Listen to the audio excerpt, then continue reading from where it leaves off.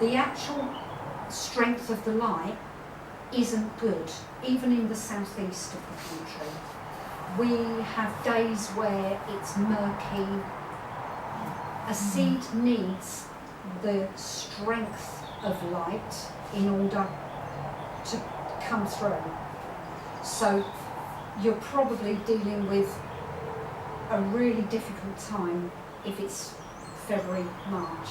You've done everything perfectly, you've set it all out, but you've got to bear that in mind. So they might not pop up as quick as you think or as quick as the packet says.